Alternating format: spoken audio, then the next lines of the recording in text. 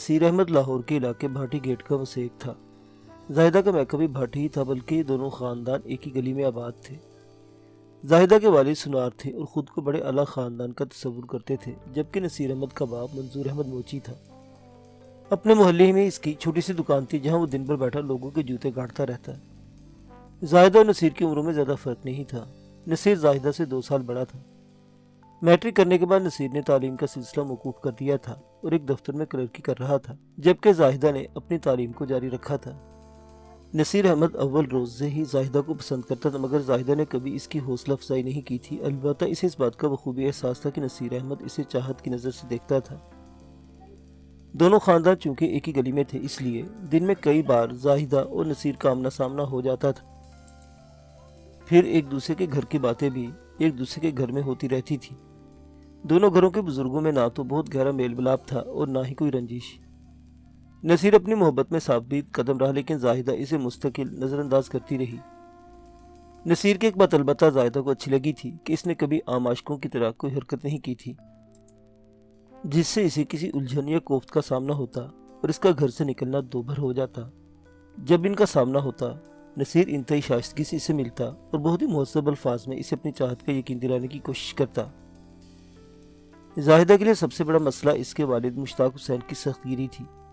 وہ اپنے والد سے بہت ڈرتی تھی، کیونکہ وہ ذرا سی بات پر طوفان کھڑا کر دیتا تھا۔ وقت گزرنے کے ساتھ ساتھ زاہدہ کے دل میں بھی نصیر کی محبت نے جڑ پکڑنا شروع کر دی، لیکن اس نے کبھی نصیر کو اس بات کا احساس نہیں ہونے دیا۔ وہ جانتی تھی کہ یہ دونوں خاندان کبھی ایک نہ ہو سکیں گے۔ مشتاق حسین اس کے لیے ایک موچی کے بیٹے کا رشتہ کبھی قبول نہیں کرے گا۔ نصیر کو اپنی کم مائیگی کا احساس تو تھا، مگر وہ اس سلسلے میں کچھ کر نہیں سکتا تھا۔ وہ اپنے خاندانی پیشے کو چھوڑ کر دفتری بابو تو بن گیا تھا، مگر اس کا کیا کرتا کہ وہ بہرحال ایک موچی کا بیٹا تھا، جبکہ زاہدہ کا والد مشتاق حسب و نسب کا بڑا چرچا کرتا تھا۔ وہ ذات کا بھٹی تھا اور کاروبار کے لحاظ سے بھی خاصا مضبوط تھا۔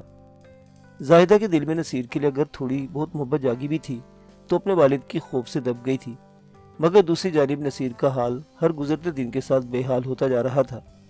وہ ہر قیمت پر زاہدہ کو حاصل کرنے کا تہیہ کر چکا تھا۔ ایک روز زاہدہ کالج سے واپس آ رہی تھی کہ نصیر نے اس راستے میں ملاقات کی۔ زاہدہ کے رک جانے پر اس نے کہا، کیا تم مجھ سے ناراض ہو؟ نہیں، ایسی تو کوئی بات نہیں، زاہدہ نے جواب دیا۔ نصیر نے احتجاجی لہجے میں کہا، پھر تم مجھ سے اکھڑی اکھڑی کیوں رہتی ہو؟ کیا تمہیں مجھ سے کوئی شکایت ہے؟ کوئی شکایت نہیں ہے، زاہدہ نے مختصر سا جواب دیا۔ تمہارا رویہ میری سمجھ سے باہر ہے، نصیر نے شکایتی لہجے میں کہا۔ تم یہ بات اچھی طرح جانتی ہو کہ میں تمہیں کس قدر چاہتا ہوں۔ تمہیں حاصل کرنے کے لیے میں کچھ بھی کر سکتا ہوں، مگر تمہاری بے رخی برداشت نہیں کر سکتا۔ زاہدہ نے تحمل سے جواب دیا، تم غلط سمجھ رہے ہو۔ دراصل میں اپنے گھر والوں کی وجہ سے مجبور ہوں۔ اگر ابو کو پتہ چل گیا تو میری چمڑی ادھیڑ دیں گے۔ تمہارا مطلب ہے اگر گھر والوں کی مجبوری نہ ہو تو تم مجھ سے شادی کرنے کو تیار ہو؟ وہ اس کی آنکھوں میں دیکھتے ہوئے بولا۔ وہ جزبز ہو کر رہ گئی۔ نصیر، تم سمجھنے کی کوشش کیوں نہیں کرتے؟ کیا میں یہ سمجھ لوں کہ تمہارے دل میں میرے لیے ذرہ بھر گنجائش نہیں ہے؟ نصیر نے پوچھا۔ تم اپنے تئیں جو چاہو سمجھ لو، مگر میں نے تمہیں اپنی مجبوری بتا دی ہے۔ ایک لمحے کی خاموشی کے بعد نصیر نے کہا، دیکھو زاہدہ، ہم نے ایک ہی محلے کی ایک ہی گلی میں آنکھ کھولی ہے، ایک ساتھ پل بڑھ کر جوان ہوئے، ہمارا بچپن ایک ساتھ کھیلا ہے۔ میری شخصیت کا کوئی پہلو تم سے پوشیدہ نہیں ہے۔ تم میری ہر خوبی ہر خمی سے اچھی طرح واقف ہو اور یہ بھی بخوبی جانتی ہو کہ میں تمہیں کس قدر چاہتا ہوں۔ پھر تمہارا گریز میری سمجھ سے باہر ہے، اور ہاں، یہ بات ذہن سے نکال دو کہ میں تمہاری کیفیت سے واقف نہیں ہوں۔ میں جانتا ہوں کہ اگر تم مجھ سے محبت نہیں کرتی تو کم از کم نفرت بھی نہیں کرتی ہو۔ مجھے تمہاری محبت، چاہت اور لگاؤ کی ضرورت نہیں ہے، میں بس تمہیں اپنا بنانا چاہتا ہوں۔ محبت اور چاہت کے لیے میں جو ہوں، میں تمہیں یقین دلاتا ہوں کہ پوری زندگی میں تمہاری پوجا کروں گا۔ تم میری محبت ہو، میری آنکھوں کی ٹھنڈک اور دل کا سکون ہو۔ میں تمہارے حصول کی خاطر پوری دنیا سے ٹکر لے سکتا ہوں۔ بات پوری دنیا سے ٹکرانے کی نہیں ہے نصیر، زاہدہ نے ٹھہرے ہوئے لہجے میں کہا۔ وہ اپنی شان میں نصیر کا اظہار محبت سن کر خوشی سے نہال ہو گئی تھی، لیکن اس نے اپنے دلی جذبات کو چہرے سے ظاہر نہیں ہونے دیا تھا اور متحمل انداز میں بات کر رہی تھی۔ اس دنیا کو ہمارے معاملات سے کیا مطلب، لیکن میں تمہیں بتا چکی ہوں کہ ابو کی وجہ سے کوئی ایسا قدم نہیں اٹھا سکتی۔ میں ان کے غصے سے پوری طرح واقف ہوں۔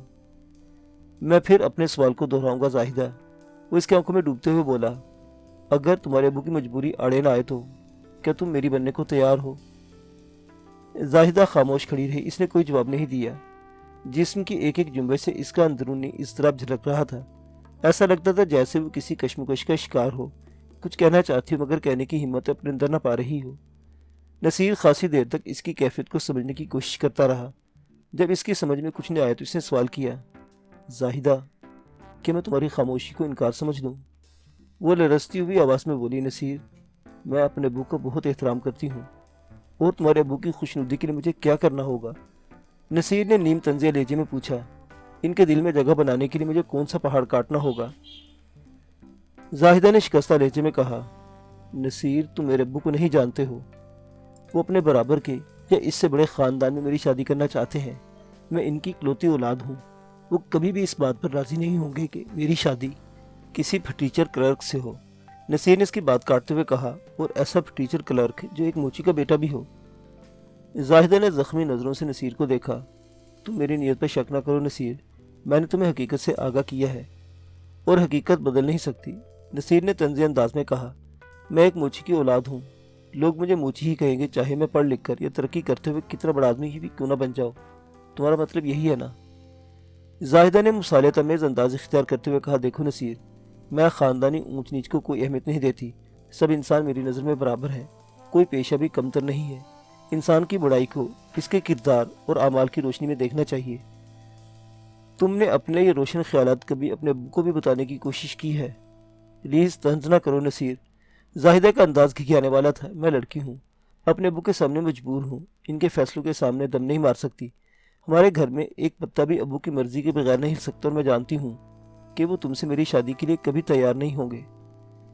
نصیر نے دو ٹوک لہجے میں کہا، اور اگر میں انہیں تیار کر لوں تو؟ مگر کیسے؟ زاہدہ نے چونک کر سوالیہ نظروں سے اسے دیکھا۔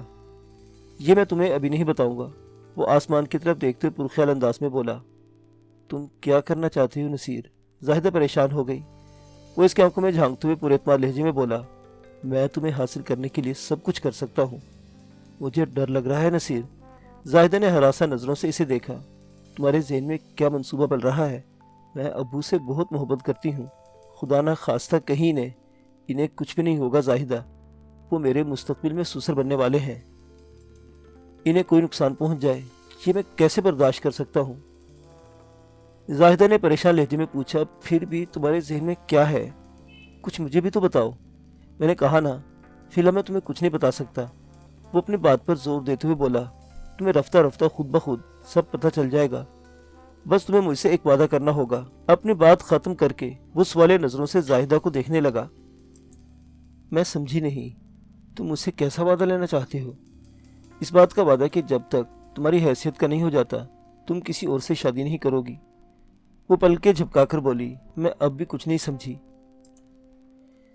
اپنے ذہن پر زیادہ زور نہ دو زاہدہ، نصیر نے سمجھانے والے انداز میں کہا، میں ناممکن کو ممکن دکھانے کا فیصلہ کر لیا ہے۔ وہ دونوں ہاتھوں سے سر تھام کر بولی، پتہ نہیں تم کیسی الجھی باتیں کر رہے ہو، جو باتیں تمہیں اس وقت الجھی ہوئی محسوس ہو رہی ہے آنے والے دنوں میں وہ سلجھ جائیں گی، ہر چیز روز روشن کی طرح واضح ہو جائے گی۔ اچانک اس کا لہجہ خوابناک ہو گیا، میں تمہارے ابو کی نظروں میں وہ مقام حاصل کر لوں گا، پھر انہیں اس رشتے پر کوئی اعتراض نہیں ہوگا۔ میری معاشرتی حیثیت کے پیش نظر کسی میں اتنی جرت بھی نہیں ہوگی کہ وہ مجھے موچی کی اولاد کہہ کر پکار سکے۔ میں خود کو بدل کر رکھ دوں گا، بس تم مجھے 2 سال کی مہلت دے دو، صرف 2 سال زاہدہ۔ وہ ملتجی نظروں سے زاہدہ کو دیکھنے لگا۔ زاہدہ نے پوچھا، تم ان 2 سالوں میں کیا کرو گے؟ مت پوچھو، قبل از وقت مت پوچھو زاہدہ۔ جس بات کی شدت سے اس کی آواز کپکپا رہی تھی، بس تم مجھ سے وعدہ کرو، پہلا اور آخری وعدہ، تم 2 سال تک میرا انتظار کرو گی، میں 2 سال بعد تمہیں اپنی دلہن بنا لوں گا، یہ ایک مرد کا وعدہ ہے۔ تم کہیں جا رہے ہو؟ وہ قطعیت سے بولا، ہاں میں بیرون ملک جاؤں گا، شب و روز محنت کروں گا، اپنے آرام کا ایک ایک لمحہ تج دوں گا، مجھے بہت زیادہ دولت کمانا ہے، سوشل سٹیٹس بلند کرنا ہے، اس معاشرے میں وہی بڑا ہے جو زیادہ دولت مند ہے۔ ایک لمحے کو رک کر اس نے کہا، وعدہ کرتی ہو نا کہ تم 2 سال تک اپنی شادی کے سلسلے کو ٹالتی رہو گی؟ وہ مشکل اس کے منہ سے نکلا، میں کوشش کروں گی۔ کوشش نہیں زاہدہ، تمہیں ہر صورت یہ کرنا ہوگا۔ نصیر نے مضبوط لہجے میں اصرار کیا، کیا تم میرے لیے اتنی سی قربانی نہیں دے سکتی؟ میں تم سے کوئی بہت بڑی فرمائش تو نہیں کر دی؟ زاہدہ کا دل تہو بالا ہو رہا تھا، اپنے جذبات پر قابو پاتے ہوئے بولی، ٹھیک ہے، میں 2 سال تک تمہارا انتظار کروں گی، اس کے بعد ابو جو چاہیں گے وہی ہوگا۔ نصیر کی خوشی دیدنی تھی، اس کے اندر مسرت کی کرنیں پھوٹ رہی تھیں، اس نے اپنے منصوبے کا ابتدائی مارکہ سر کر لیا تھا۔ جانے سے پہلے زاہدہ نے کہا، اب تم مجھ سے ملنے کی کوشش نہیں کرو گے۔ میں تم سے وعدہ کرتا ہوں کہ دانستہ تمہارے سامنے نہیں آؤں گا اور نہ ہی تم سے خواہ بات کرنے کی کوشش کروں گا۔ نصیر نے باعتماد لہجے میں کہا، تم بھی اپنے وعدے پر قائم رہنا۔ اس کے بعد وہ دونوں اپنی اپنی راہ پر ہو لیے۔ چند روز کے بعد پتہ چلا کہ نصیر احمد نے کلرکی چھوڑ دی ہے۔ کیوں، اس بارے میں کوئی حتمی بات سامنے نہیں آئی۔ ایک ماہ بعد اندرون خانہ یہ خبر سننے میں آئی کہ نصیر احمد بہتر ملازمت کے سلسلے میں ایران جا رہا ہے۔ اسے ایک آئل کمپنی میں کام مل گیا تھا۔ اس نے بڑے اچھے نمبروں سے میٹرک کر رکھا تھا اور وہ بھی سائنس میں۔ پھر وہ 3-4 سال تک بطول کرک دفتری امور کا بھی حافظ ہو چکا تھا۔ اس کی تعلیم اور تجربہ کام آیا اور اسے غیر ملکی کمپنی میں بہتر مستقبل کا چانس مل گیا۔ واضح رہے کہ اس زمانے میں میٹرک پاس آدمی کی بڑی ویلیو ہوتی تھی۔ ایسا شخص پڑھے لکھے افراد میں شمار کیا جاتا تھا۔ آج کل کی طرح نہیں کہ ایم اے پاس بھی ڈھنگ کے درخواست تک لکھنے سے معذور ہے۔ جتنی ترقی ہم نے تعلیمی میدان میں کی ہے، شاید ہی کسی اور شعبے میں کی ہو۔ ایران روانگی کے 2 ماہ بعد ہی نصیر احمد کے ڈرافٹ آنے لگے۔ دیکھتے دیکھتے گھر کی حالت بدلنے لگی۔ نصیر احمد کے والد منظور احمد نے نصیر کی ہدایت پر اپنا پرانا خاندانی کام چھوڑ کر جنرل سٹور کھول لیا۔ منظور احمد اس بات کے لیے بمشکل تیار ہوا تھا۔ نصیر اس کی اکلوتی اولاد تھا، وہ اس کی خواہش کو رد نہ کر سکا۔ پھر پتہ چلا کہ نصیر ایران سے ترکی چلا گیا ہے اور اس کی ترقی بھی ہو گئی ہے۔ ڈرافٹ کی رقم بڑھتی گئی، حتیٰ کہ 1 سال کے اندر ہی منظور احمد نے پختہ مکان بھی تعمیر کروا لیا۔ اگلے سال خبر آئی کہ نصیر احمد یونان پہنچ گیا ہے اور اس کی تنخواہ میں کئی گنا اضافہ ہو گیا ہے۔ اس پر وہ اوور ٹائم بھی کر رہا تھا۔ نصیر کو بیرون ملک گئے 1.5 سال ہوا تھا کہ منظور احمد کی حالت ہی بدل گئی۔ اب وہ منظور موچی نہیں بلکہ معاشرے کا ایک باعزت فرد بن چکا تھا۔ اس کا جنرل سٹور دن دوگنی اور رات چوگنی ترقی کر رہا تھا۔ اس دوران میں زاہدہ کے رشتے آتے رہے اور وہ نصیر سے کیے وعدے کے مطابق اپنی تعلیم کو عذر پیش کر کے اس سلسلے کو ٹالتی رہی۔ اس نے اپنے والد سے کہہ دیا تھا کہ جب تک وہ گریجویشن نہ کر لے شادی کے بارے میں سوچ بھی نہیں سکتی۔ وہ یہ دیکھ کر بہت خوشی محسوس کر رہی تھی کہ نصیر احمد کی معاشرتی حیثیت اور رتبہ بڑی تیز رفتاری سے بڑھ رہا تھا۔ نصیر کی اس انتھک کوشش نے زاہدہ کے دل میں اس کی محبت کو جاگزی کر دیا تھا۔ اسے دیکھ کر روحانی مسرت ہوتی تھی کہ کوئی اس کی خاطر کتنی بڑی قربانی دے رہا تھا۔ نصیر احمد کے اس ایثار کے پیش نظر زاہدہ نے تہیہ کر لیا کہ وہ ہر صورت میں اس کے کیے ہوئے وعدے کو نبھائے گی۔ انتظار کی مدت ختم ہونے میں ابھی 2 ماہ باقی تھے۔ زاہدہ کے انگ انگ سے خوشی ٹپکتی تھی۔ اس کی خاطر پردیس کی صوبتیں کاٹنے والا اب تب میں آنے والا تھا۔ وہ ایک ایک دن گن گن کر گزار رہی تھی۔ سب سے بڑی خوشی اسے اس بات کی تھی کہ اس نے نصیر سے کیا ہوا وعدہ نبھا دیا تھا اور آنکھوں کو فرش پر راہ بنائے اس کا انتظار کر رہی تھی۔ پھر ایک ایسی انہونی ہو گئی کہ سب کچھ تلپٹ ہو کر رہ گیا۔ اچانک نصیر احمد کا رابطہ اس کے گھر والوں سے منقطع ہو گیا۔ اس کی جانب سے خط و کتابت کا سلسلہ اور ڈرافٹ آنا بند ہو گئے۔ اس صورتحال نے نصیر کے والدین کو پریشان کر دیا۔ انہوں نے نصیر کے بارے میں معلوم کرنے کی اپنی سی کوشش کر ڈالی مگر ساری محنت رائے گا گئی۔ مصیبت یہ تھی کہ منظور احمد کے پاس نصیر کا ایڈریس نہیں تھا، یعنی تازہ ترین ایڈریس نہیں تھا۔ منظور احمد نے ایران اور ترکی کے پتوں پر خط لکھ کر نصیر احمد کے بارے میں جاننا چاہا اور آخرکار 5-6 ماہ تک کی تنگ و دو کے بعد تھک ہار کر بیٹھ گیا۔ بیٹے کی سلامتی کی دعا مانگنے کے سوا اس کے پاس کوئی چارہ نہ تھا۔ دوسری جانب زاہدہ کے دل پر تو ایک قیامت ٹوٹ پڑی تھی۔ اس کی بے چینی اور بے قراری انتہا کو چھو رہی تھی مگر وہ بھی بے بس تھی۔ اس سلسلے میں کوئی پیش رفت نہیں کر سکتی تھی۔ وہ دل مسوس کر رہ گئی اور نصیر کی خیریت کے لیے دعائیں کرنے لگی۔ کہتے ہیں مصیبت جب آتی ہے تو ہر طرف سے آتی ہے۔ زاہدہ نصیر کے لیے پریشان تھی ہی۔ اس دوران میں اس کے گھر پر ایک اور افتاد آن پڑی۔ مشتاق حسین بھٹی کی دکان میں چوری ہو گئی۔ رات ہی رات میں چور اس کی دکان کا صفایا کر گئے۔ یہ ایک بہت بڑا حادثہ تھا۔ اس کا 70-80 ہزار کا نقصان ہو گیا تھا۔ اس زمانے کے 70-80 ہزار روپے آج کے 50 لاکھ سمجھ لیں۔ اتنے بھاری نقصان نے مشتاق حسین کو چارپائی سے لگا دیا۔ پھر اسے سنبھلنے میں 1 سال لگ گیا۔ وہ سنبھل تو گیا مگر اب سوال یہ تھا کہ کیا کیا جائے۔ پہلے جیسی دکانداری دوبارہ جمانے میں کئی سال لگ جاتے۔ گزشتہ 1 سال کے عرصے میں وہ رشتہ داروں اور کاروباری لوگوں کا مقروض بھی ہو گیا تھا۔ بہرحال اسے اللہ کا نام لے کر کام کا آغاز کر دیا۔ سب سے پہلے تو اپنے مکان کو فروخت کر کے کرائے کے گھر میں اٹھایا۔ اس طرح قرض خواہوں کا منہ بند ہو گیا اور اسے اپنی دکان بھی گزارے لائق بنا لی۔ زندگی اپنا سفر ہر حال میں جاری رکھتی ہے۔ اب وہ پہلے جیسے ٹھاٹ باٹ تو نہیں رہے تھے لیکن زندگی جیسے تیسے گزر رہی تھی۔ اسی دوران میں زاہدہ کے لیے لائل پور سے فضل کریم کا رشتہ آ گیا۔ مشتاق حسین کی ساری اکڑفو نکل چکی تھی۔ اب اس کی خواہش تھی کہ جیسے بھی ہو زاہدہ اپنے گھر کی ہو جائے۔ اس نے اپنی بیوی سے مشورہ کیا اور زاہدہ سے اس کا عندیہ لیا۔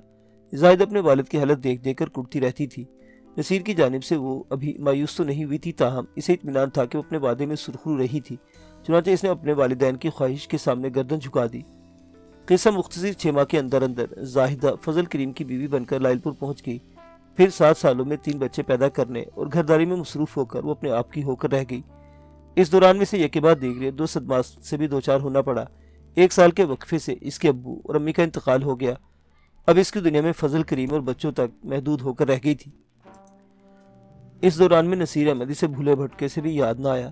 ویسے بھی نصیر احمد کے لیے اس کی محبت میں وہ شدت نہیں تھی جو نصیر احمد اس کے لیے رکھتا تھا۔ اب خال ہی اس کا لاہور جانا ہوتا تھا، وہ بھی فضل کریم اور بچوں کے ساتھ۔ فضل کریم کے کچھ رشتہ دار لاہور میں رہتے تھے، سال میں 1 آدھ بار ان کا چکر لگتا تھا۔ زاہدہ اپنے شوہر اور بچوں کے ساتھ بڑے سکون کی زندگی گزار رہی تھی کہ ایک بھونچال نے اس کا سکون درہم برہم کر دیا۔ اس بھونچال کا نام نصیر احمد تھا، جو 10 سال بعد اچانک ہی نمودار ہو گیا تھا۔ زاہدہ تو اسے قریب قریب بھولی چکی تھی، نصیر کی آمد نے اسے حواس باختہ کر دیا۔ 13 اگست بروز اتوار کو جب فضل کریم حسب معمول اپنی دکان پر جا چکا تھا اور وہ اپنے بچوں کے ساتھ گھر میں اکیلی تھی تو دروازے پر دستک ہوئی۔ اس وقت زاہدہ کا بڑا بیٹا طارق محمود اسکول گیا ہوا تھا۔ زاہدہ نے دروازہ کھولا تو سامنے 13-14 سال کا ایک دبلا پتلا لڑکا کھڑا نظر آیا۔ اس نے زاہدہ سے پوچھا، آپ کا نام زاہدہ ہے؟ ہاں میں ہی زاہدہ ہوں، اس نے جواب دیا۔ وہ لڑکا زاہدہ کے لیے اجنبی تھا۔ اس نے پوچھا، تم کون ہو؟ وہ میرا نام کیوں پوچھ رہے ہو؟ لڑکے نے فوری طور پر قمیص کی جیب سے خط نکال کر زاہدہ کے ہاتھ پر رکھ دیا اور کہا، اسے اندر جا کر اطمینان سے پڑھ لے۔ اپنی بات ختم کرتے ہی وہ دوڑتے ہوئے زاہدہ کی نظروں سے اوجھل ہو گیا۔ زاہدہ اس سے یہ بھی نہ پوچھ پائی کہ وہ خط کس نے بھیجا تھا۔ زاہدہ نے دروازہ بند کیا اور اندر آ کر خط کھول لیے۔ ابھی تک وہ کشمکش کا شکار تھی۔ وہ نہیں سمجھ پائی تھی کہ اس خط کا آخر مقصد کیا تھا۔ خط پڑھنے کے بعد مطلب اس کی سمجھ میں آ گیا۔ وہ خط نصیر احمد کی جانب سے تھا۔ اس نے لکھا تھا، زاہدہ تمہیں یہ جان کر حیرت تو ہو رہی ہوگی کہ میں زندہ ہوں۔ تم یقین کر لو کہ میں واقعی نہ صرف زندہ ہوں بلکہ آج بھی تم سے اتنی ہی محبت کرتا ہوں جتنی 10 سال پہلے، بلکہ یہ کہنا زیادہ مناسب ہوگا کہ جتنی اول دن سے کرتا تھا۔ میں اس وقت ریلوے اسٹیشن کے قریب واقع غریب نواز ہوٹل کے کمرہ نمبر 13 میں ٹھہرا ہوا ہوں اور جلد از جلد تم سے ملنا چاہتا ہوں۔ تفصیلی گفتگو ملاقات پر ہوگی۔ ایک بات کا خیال رکھنا کہ ہوٹل کا عقبی راستہ استعمال کرنا اور سیدھی کمرہ نمبر 13 میں آ جانا۔ رکا ملنے سے لے کر کل یعنی 14 اگست کے غروب آفتاب تک تمہارا انتظار اسی کمرے میں کروں گا۔ اگر تم میرے پاس ملنے کے لیے نہ آئی تو بحالت مجبوری مجھے تمہارے گھر کا دروازہ کھٹکھٹانا پڑے گا۔ اس صورت میں تم نتائج کا اندازہ لگا لو گے، کیونکہ بہرحال میرے نزدیک یہ ملاقات اتنی ہی ضروری ہے جتنا ضروری زندہ رہنے کے لیے سانس لینا ہے۔ منتظر، تمہارا پجاری نصیر احمد۔ خط پڑھنے کے بعد زاہدہ کے ہاتھوں کے طوطے اڑ گئے۔ اس کا سر گھومنے لگا۔ برسوں کی راگ تلے دبی ایک چنگاری نے اچانک شعلہ پکڑ لیا تھا۔ وہ کوئی فیصلہ کرنے سے قاصر تھی۔ وہ کسی بھی صورت یہ برداشت نہیں کر سکتی تھی کہ نصیر احمد اس کے گھر کا دروازہ کھٹکھٹائے۔ وہ اپنی جمی جمائی ازدواجی زندگی میں کوئی رخنہ پیدا نہیں ہونے دینا چاہتی تھی۔ وہ سارا دن اور آنے والی رات فیصلے کی سوری پر چڑی رہی۔ آخرکار صبح ہونے سے پہلے وہ ایک فیصلے پر پہنچ گئی۔ اس نے ہوٹل میں جا کر نصیر احمد سے ملاقات کا ارادہ کر لیا تھا، لیکن مصیبت یہ تھی کہ 14 اگست کو چھٹی تھی اور فضل کریم گھر پر ہی تھا۔ اس صورت میں اس کا گھر سے نکلنا خاصا مشکل تھا۔ پھر تقدیر نے اسے ایک موقع فراہم کر دیا۔ محلے ہی میں کسی کی میت ہو گئی۔ زاہدہ نے بچوں کو فضل کریم کے پاس چھوڑا اور فوری طور پر گھر سے نکل گئی۔ فضل کریم نے اس سے کہا تھا کہ وہ پہلے ہو کر آ جائے، وہ بعد میں جنازے کے وقت شرکت کر لے گا۔ زاہدہ نے اس موقع سے پورا فائدہ اٹھایا اور غریب نواز ہوٹل کے کمرہ نمبر 13 میں پہنچ گئی، جہاں نصیر احمد بے چینی سے اس کا انتظار کر رہا تھا۔ اس وقت سحپہر قریب 4 کا وقت تھا۔ نصیر احمد کو پہچاننے میں سے تھوڑی سی دشواری ہوئی کیونکہ وہ کافی بدل گیا تھا۔ زاہدہ کی حیرت کو دیکھتے ہوئے اس نے پوچھا، کیوں یقین نہیں آ رہا میں وہی ہوں، وہی نصیر جو معاشرے کا معزز انسان بننے کے لیے 10 سال پہلے ملک سے باہر چلا گیا تھا؟ مجھے یقین آ گیا کہ تم وہی ہو نصیر، زاہدہ نے سنجیدہ لہجے میں کہا۔ یہاں کیوں آئے ہو؟ مجھ سے کیوں ملنا چاہتے تھے؟ جو کہنا جلدی سے کہہ ڈالو، مجھے واپس بھی جانا ہے۔ نصیر احمد تمسخرانہ انداز میں مسکرا پھر بولا، میں جانتا ہوں، سب کچھ جانتا ہوں، تم اب گھر بار والی ہو گئی ہو، تمہارے 3 بچے بھی ہیں، تمہارا شوہر تم سے بہت محبت کرتا ہے، لیکن نصیر نے دانستہ جملہ ادھورا چھوڑ دیا۔ زاہدہ نے تڑپ کر پوچھا، لیکن کیا؟ وہ چند لمحے خاموشی سے زاہدہ کو چہرے کو تکتا رہا، پھر نہایت ہی ٹھہرے ہوئے لہجے میں کہا، لیکن یہ کہ میری محبت میں اب بھی کوئی کمی نہیں آئی، بلکہ پہلے سے بھی بڑھ گئی ہے۔ زاہدہ نے سرزنش کے انداز میں کہا، اب تمہیں ایسی باتیں زیب نہیں دیتی نصیر؟ کیوں؟ وہ دنیا بھر کی اداسی کو اپنے لہجے میں سمو کر بولا۔ زاہدہ نے کہا، کیونکہ اب میں تمہارے لیے غیر ہو چکی ہوں۔ یہاں بھی میں محض اس لیے آ گئی ہوں کہ تمہیں اپنے گھر آنے سے روکنا چاہتی تھی۔ میں اپنی ازدواجی زندگی میں کسی تلخی کو برداشت نہیں کر سکتی۔ پلیز تم یہاں سے چلے جاؤ اور مجھے اپنے خواب و خیال سے نکال دو۔ میں اب تمہارے لیے پرائی ہو چکی ہوں۔ ماضی کو بھلا کر تم بھی کہیں شادی کر لو۔ ماضی کو بھلانا اتنا آسان نہیں ہے زاہدہ، وہ ٹھوس لہجے میں بولا۔ اسی ماضی میں تو تم نے مجھ سے شادی کا وعدہ کیا تھا۔ تم مجھ سے اس سلسلے میں شکوہ کرنے کا حق نہیں رکھتے ہو نصیر۔ میں نے جو وعدہ کیا تھا اسے ہر حال میں نبھایا تھا۔ زاہدہ کے لہجے میں غصے کی آمیزش تھی۔ میں نے 2 کے بجائے پورے 3 سال تمہارا انتظار کیا، تم نہ آئے، تمہاری خیر خبر کا کچھ پتہ چلا۔ میں اپنے وعدے سے آزاد ہو گئی تھی۔ تمہاری شکایت بیجا ہے، میں تم سے شکایت کرنے نہیں آیا ہوں۔ نصیر نے دکھی لہجے میں کہا، کم از کم اتنا تو پوچھ لو، میں نے اتنا طویل عرصہ کہاں گزارا، کن کن مصائب اور تکلیفوں سے دوچار رہا، تم خود ہی بتا دو۔ نصیر نے بتایا، میں آج سے 8 سال پہلے ایک نہ کردہ جرم میں جیل چلا گیا تھا۔ اپنی سزا کاٹنے کے بعد 1 ماہ پہلے لاہور پہنچا ہوں، مگر یہاں آ کر پتہ چلا کہ میری تو دنیا ہی لٹ چکی ہے۔ اس کی آواز بھر آ گئی اور آنکھوں میں نمی تیرنے لگی۔ بہت افسوس ہوا۔ زاہدہ نے ہمدردی سے اس کی طرف دیکھا، پھر پوچھا، آخر ہوا کیا تھا؟ ایتھنز میں ایک شخص کو 3 راہزنوں نے گھیر رکھا تھا۔ وہ تینوں مسلح تھے اور اسے لوٹنے کا ارادہ رکھتے تھے۔ نصیر نے داستان غم سناتے ہوئے کہا، مجھ سے اس گھرے ہوئے بیچارے شخص کی حالت نہ دیکھی گئی اور میں نے ان لٹیروں کے خلاف مزاحمت کی۔ اس چھینا جھپٹی میں ایک رازن کے پستول سے گولی چل گئی جس کی ساتھی کی کھوپڑی سے پار ہو گئی۔ وہ اپنا پستول اور زخمی ساتھی کو وہیں چھوڑ کر موقع سے فرار ہو گئے۔ اس دوران میں مصیبت زدہ شخص بھی ایک بغلی گلی میں غائب ہو گیا۔ قریب ایک پولیس کی گاڑی گزر رہی تھی، انہوں نے مجھے قتل کے الزام میں گرفتار کر لیا۔ پاکستانیوں کی بیرون ملک میں شہرت خاصی خراب ہے۔ مجھ پر مقدمہ چلا اور 8 سال کے مجھے جیل بھیج دیا گیا۔ میں نے کافی شور مچایا لیکن کوئی سنوائی نہیں ہوئی۔ نصیر احمد کی بیبتا ختم ہوئی تو زاہدہ نے کہا، میں تمہیں صبر کرنے کے سوا اور کیا مشورہ دے سکتی ہوں؟ اللہ تمہیں سکون دے اور تمہارے حال پر رحم کرے۔ اوپر اللہ اور نیچے تم ہو زاہدہ، نصیر نے خوابناک لہجے میں کہا، مجھے تمہارے سہارے کی ضرورت ہے۔ اب کچھ نہیں ہو سکتا نصیر، وقت بہت آگے بڑھ گیا ہے۔ زاہدہ نے مربیانہ لہجے میں کہا، اب ہم 2 مختلف راہوں کے مسافر ہیں۔ نصیر نے امید افزا نظروں سے زاہدہ کو دیکھا، پھر ملتجی لہجے میں کہا، تم چاہو تو اب بھی بہت کچھ ہو سکتا ہے۔ ہم دونوں کی مشترکہ کاوشوں سے گزرا ہوا وقت واپس آ سکتا ہے۔ تم کہنا کیا چاہتے ہو؟ زاہدہ نے سوالیہ نظروں سے اسے دیکھا۔ نصیر جو کچھ کہنے یا آیا تھا اسے زاہدہ سے کہہ دیا۔ ہم اب بھی ایک ہو سکتے ہیں زاہدہ، اگر تم فضل کریم سے طلاق، بس ایک لفظ بھی منہ سے نہ نکالنا نصیر۔ زاہدہ غصے سے اٹھ کر کھڑی ہو گئی۔ مجھے تم سے اتنی گھٹیا بات کی توقع نہیں تھی۔ وہ گڑگڑایا، مجھے غلط مت سمجھو زاہدہ، میں تمہاری محبت سے مجبور ہوں۔ اگر تمہیں مجھ سے رتی برابر بھی محبت ہی ہے تو میرا خیال دل سے نکال دو، زاہدہ نے دو ٹوک انداز میں کہا، ورنہ میں سمجھوں گی کہ تمہاری محبت محض ایک ڈھونگ تھی، تم میرے ساتھ فریب کر رہے تھے، تم ایک چال باز اور دغا باز شخص ہو۔ اتنا ظلم نہ کرو زاہدہ، وہ احتجاجی لہجے میں چیخا۔ زاہدہ نے معتدل انداز میں کہا، نصیر، اگر تم واقعی مجھ سے سچی محبت کرتے ہو تو آئندہ مجھے اپنی صورت نہ دکھانا۔ اگر تم نے آئندہ کبھی مجھ سے ملنے کی کوشش کی تو میں تمہیں نظروں سے گرا دوں گی۔ اپنی محبت کو رسوا کرنے کے بجائے امر کر دو اور میری زندگی سے اسی طرح نکل جاؤ جیسے کبھی آئے ہی نہیں تھے۔ یہ تمہارا آخری فیصلہ ہے زاہدہ؟ اس کا یہ سوال زمانے بھر کے کرب میں ڈوبا ہوا تھا۔ زاہدہ کے فیصلے میں چٹان کی سی سختی تھی، آخری اور قطعی۔ ٹھیک ہے، نصیر نے فولادی لہجے میں کہا، یہ ہماری آخری ملاقات ہے، اب ہم اگلے جہان میں ملیں گے۔ زاہدہ جیسے چوچ پاتے وہاں پہنچی تھی ویسے ہی واپس آ گئی۔ وہ اپنی داستان ختم کر چکی تو میں نے سوال کیا، کیا تم کسی رفاقت علی نامی شخص سے واقف ہو؟ وہ یہاں لائل پور میں رہتا ہے اور مقتول نصیر احمد۔ اب یہ بات ثابت ہو چکی تھی کہ مقتول کا نام نصیر احمد ہی تھا اور وہ منیر حسین کے فرضی نام سے ہوٹل میں ٹھہرا ہوا تھا کا دوست بھی ہے۔ وہ اکثر غریب نواز ہوٹل میں اس سے ملنے جاتا تھا۔ اس کا جواب نہایت ہی مختصر تھا، میں اس نام کے کسی شخص سے واقف نہیں ہوں۔ مجھے گمان گزرا کہ جیسے نصیر احمد نے اپنا فرضی نام منیر حسین بتایا تھا تو ممکن تھا رفاقت علی بھی کوئی فرضی نام ہی ہو، لیکن اس سلسلے میں زاہدہ ہماری کوئی مدد نہیں کر سکتی تھی۔ میں نے اسے 2-4 رسمی سوالات اور کیے، پھر لاہور میں نصیر احمد کے گھر کا مکمل ایڈریس حاصل کر لیا۔